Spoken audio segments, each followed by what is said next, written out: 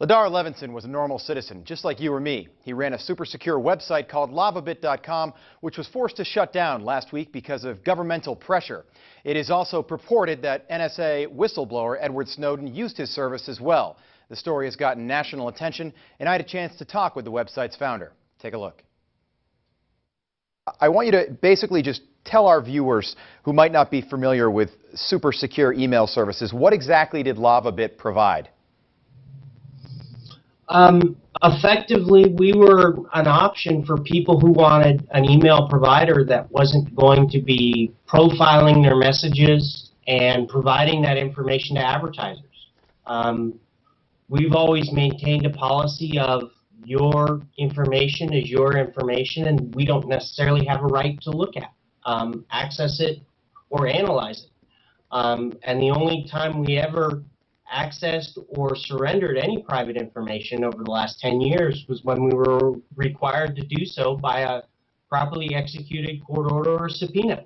Are you allowed to state whether or not NSA leaker Edward Snowden utilized your website?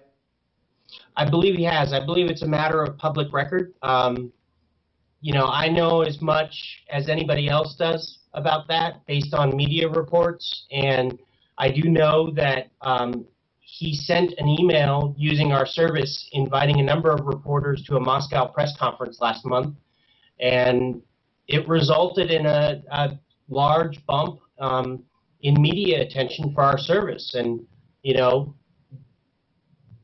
the obvious growth spurt. And you guys have over 400,000 subscribers to the site, correct? Yeah, yeah. So sort of walk me through with what you can and what you are able to say. The government applied pressure, I guess we can say that safely, and you were given two options, and you decided a little over a week ago to shut the site down, correct? I can't really speak to any of the recent events. Well, tell us this. Tell us this. Legally, I'm not allowed to admit anything. So legally, even the existence of any pending litigation. Tell me this. What are you seeking by bringing this case or this situation to the surface? Certainly. I feel there's been a real erosion in privacy rights for average Americans here in the U.S. in recent years, certainly since the September 11th attacks, and they've all been done in the interest of security. Are you talking about the Patriot Act?